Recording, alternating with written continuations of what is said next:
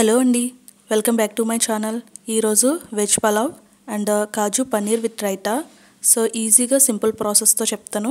ప్రతిదీ కూడా పక్కా కొలతలతో బిగినర్స్ కూడా ఈజీగా ప్రిపేర్ చేసుకోవచ్చు. సో ఫస్ట్ అయితే నేను మీకు ఇంగ్రీడియంట్స్ చెప్తాను, అవన్నీ ప్రిపేర్ చేసుకుని పక్కన పెట్టుకోండి. అల్లం వెల్లుల్లి పేస్ట్ ఇలా ప్రిపేర్ చేసుకుని పక్కన పెట్టుకోండి. దీన్ని మనం కర్రీ అండ్ పలావ్లోకి కూడా యూస్ చేసుకుంటాం. అలాగే కర్రీ అండ్ పలావ్లోకి మసాలా ప్రిపరేషన్ కోసం మిక్సీ జార్లో కొద్దిగా ధనియాలు, జీలకర్ర, లవంగాలు, దాల్చిన చెక్క, యాలకులు, గసగసాలు, కాజు వీటన్నిటిని కూడా కొద్దిగా వాటర్ వేసుకుని మనం పేస్ట్ చేసుకుని పక్కన పెట్టుకుందాం. ఈ పేస్ట్ని మనం పలావ్ అలాగే కర్రీలో కూడా యూస్ చేసుకుంటాం. సో మీరు క్వాంటిటీని బట్టి చూసుకోండి. ఇప్పుడు పలావ్లోకి వెజిటేబుల్స్ని చూపిస్తాను. ఆనియన్స్, మిర్చి, క్యారెట్, టొమాటో అండ్ పొటాటో వీటన్నిటిని కూడా మీరు పీల్ ఆఫ్ చేసుకుని వాష్ చేసుకుని ఈ విధంగా పీసెస్గా కట్ చేసుకుని పక్కన పెట్టుకోండి. అదేవిధంగా కొత్తిమీర, పుదీనా అండ్ కరివేపాకు వీటిని కూడా వాష్ చేసుకుని ఇలా పక్కన పెట్టుకోండి. ఇప్పుడు స్టవ్ వెలిగించి కుక్కర్ పెట్టి అందులో 2 ఫుల్ టేబుల్ స్పూన్స్ ఆయిల్ వేసుకుని అలాగే 2 టేబుల్ స్పూన్స్ నెయ్యి కూడా వేసుకోవాలి. నెయ్యి అలాగే ఆయిల్ రెండు వేసుకుంటేనే మనకి పలావ్ టేస్ట్ బాగుంటుందండి. సో అసలు మిస్ చేయొద్దు. ఇప్పుడు ఇందులో ఇందాక మనం కట్ చేసి పెట్టుకున్న వెజిటేబుల్స్ అన్నింటినీ కూడా వేసుకుని బాగా వేయించుకోవాలి.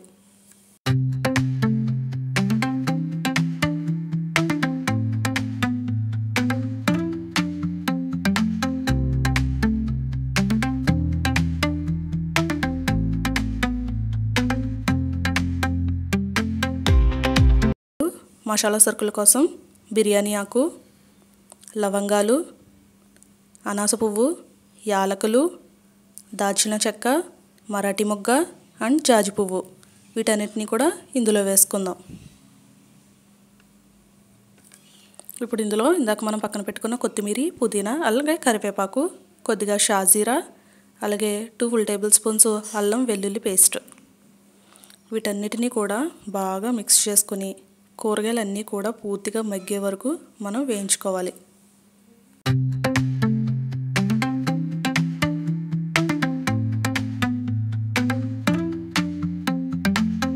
కూరగాయలన్నీ బాగా కుక్ అయిన తర్వాత ఒకసారి వీటిని బాగా కలుపుకోండి. ఇప్పుడు నేను మీకు కొలతలు క్లారిటీగా చెప్తాను, వినండి. 1 వంతుకి 2 వంతులు నీళ్లు పోయాలి. అంటే మీరు దేంతో అయితే రైస్ తీసుకుంటారో దాంతో 2 టైమ్స్ వాటర్ పోయాలి. నేను మీకు ఇక్కడ ఎగ్జాంపుల్కి 1 బాక్స్ రైస్ తీసుకున్నాను. సో 1 బాక్స్ రైస్ తీసుకున్నాను కాబట్టి ఇదే బాక్స్తో 2 సార్లు వాటర్ పోయాలన్నమాట. సో మీకు అర్థమైంది కదా, వంతుకి 2 వంతులు. సో ఈ బాక్స్తో నేను 2 టైమ్స్ని వాటర్ పోస్తున్నాను. అలాగే సరిపడా ఉప్పు, కొద్దిగా టేస్టింగ్ సాల్ట్ వీటన్నిటిని కూడా ఒకసారి బాగా కలుపుకొని పెద్ద మంట పెట్టి నీళ్లు మరిగేంత వరకు వెయిట్ చేయండి. ఇలా వాటర్ మరుగుతున్న తర్వాత స్టవ్ చిన్న మంట పెట్టుకుని ఇందాక నేను మీకు చెప్పిన రైస్ ఉంది కదా, ఆ రైస్ అంతని కూడా ఇందులో వేసుకోండి. రైస్ అలాగే వాటర్ బాగా కలిసేలాగా మిక్స్ చేసుకుని మూత పెట్టుకుని 3 విజిల్స్ వేయించుకోండి. 3 విజిల్స్ అయితే మీకు రైస్ పర్ఫెక్ట్గా కుక్ అయిపోతుంది. కాబట్టి 3 విజిల్స్ ఖచ్చితంగా వేయించండి, సరిపోతుంది.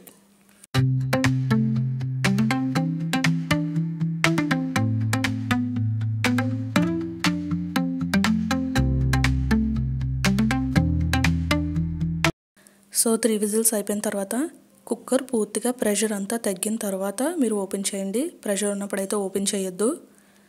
ఇలాగా కంప్లీట్ అయిపోయిన తర్వాత వెజిటేబుల్స్ అన్నీ మనకి పైన ఉంటాయి కాబట్టి రైస్ ముక్కలు అవ్వకుండా లైట్గా వీటిని మిక్స్ చేసుకోండి.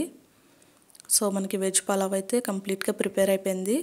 సో నెక్స్ట్ నేను మీకు కాజు అండ్ పన్నీర్ కర్రీ ప్రిపరేషన్ అయితే చూపిస్తాను. నెక్స్ట్ కర్రీ ప్రిపరేషన్లోకి వెళ్ళిపోదాం. బాండీ పెట్టుకుని హీట్ ఎక్కిన తర్వాత 3 ఫుల్ టేబుల్ స్పూన్స్ ఆయిల్ని వేసుకోండి. ఇప్పుడు స్క్వేర్ షేప్లో కట్ చేసి పెట్టుకున్న పన్నీర్ ముక్కల్ని అన్నిటిని కూడా నూనెలో వేసి వేయించుకోండి. బాగా డార్క్ బ్రౌన్ కలర్ వచ్చేంత వరకు వద్దు, గట్టిగా అయిపోతాయి. సో వైట్గా ఉండగానే లైట్గా ఎల్లోయిష్ కలర్ వస్తే సరిపోతుంది.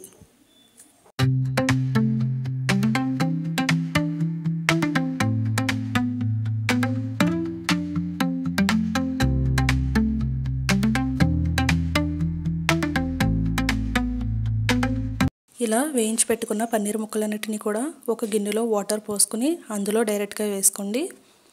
ఇలా డైరెక్ట్గా వేసుకుంటేనే మనకి పన్నీర్ ముక్కలు గట్టిగా పడకుండా స్పాంజీలా ఉంటాయి. నేను మీకు ఒక పీస్ చూపిస్తాను. చూడండి పన్నీర్ ముక్క ఎలా స్పాంజీలా ఉందో. ఇప్పుడు గ్రేవీ కోసం ఆనియన్స్, టొమాటో అండ్ మిర్చి. ఇందాక మనం పన్నీర్ వేయించుకున్న అదే ఆయిల్లో ఆనియన్స్, అలాగే మిర్చి, సాల్ట్ వీటన్నింటినీ కలుపుకొని మూత పెట్టి మగ్గనివ్వాలి.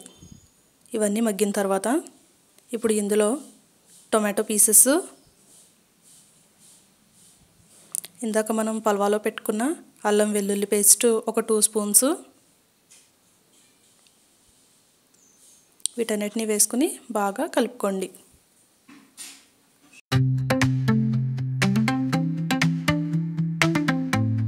ఇప్పుడు ఇందులో 1 స్పూన్ పసుపు, అలాగే మనం పక్కన పెట్టుకున్న పన్నీర్ ముక్కలన్నిటిని కూడా ఇందులో వేసుకోండి.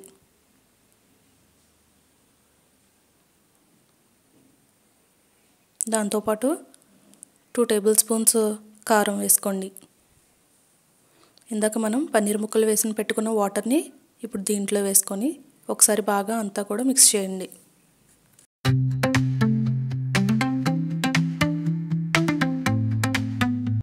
ఇప్పుడు ఇందులో ఇందాక మనం పలావ్ కోసం ప్రిపేర్ చేసుకున్న మసాలాని 2 టేబుల్ స్పూన్స్ వేసుకోండి. అలాగే కొద్దిగా కాజు, కొంచెం కరివేపాకు వేసుకోండి. సో కన్సిస్టెన్సీ మనకి ఇంకా దగ్గర పడాలి కాబట్టి మూత పెట్టి మగ్గనివ్వండి.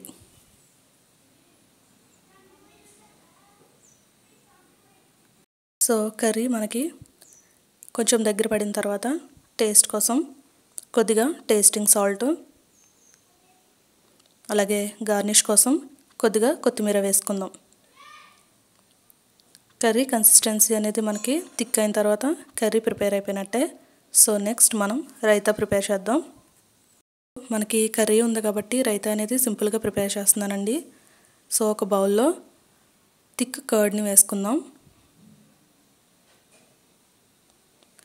టేస్ట్కి సరిపడా సాల్ట్ అండ్ ఆనియన్ పీసెస్,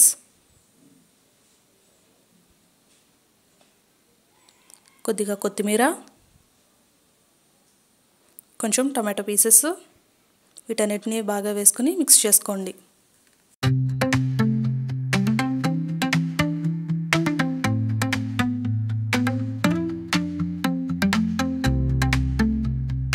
అన్నీ కూడా ప్రిపేర్ అయిపోయినాయి కదా.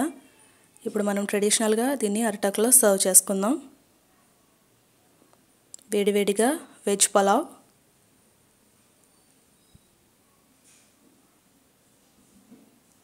And kaju paneer curry, raita and onions with lemon. Taste అయితే చాలా బాగుంటుందండి. బిగినర్స్ కూడా ట్రై చేయొచ్చు, ఎందుకంటే నేను అన్నీ కూడా పక్కా కొలతలతో చెప్పాను. మీకు ఇంకా ఏమైనా డౌట్ ఉంటే కామెంట్ సెక్షన్లో అడగండి, నేను ఖచ్చితంగా చెప్తాను. And thanks for watching. Video నచ్చితే నా ఛానల్ని సబ్స్క్రైబ్ చేసుకోండి. నా ఛానల్లో కుకింగ్తో పాటు స్కిన్ కేర్ గురించి కూడా వీడియోస్ ఉన్నాయి, ఒకసారి విజిట్ చేసి చెక్ చేయండి.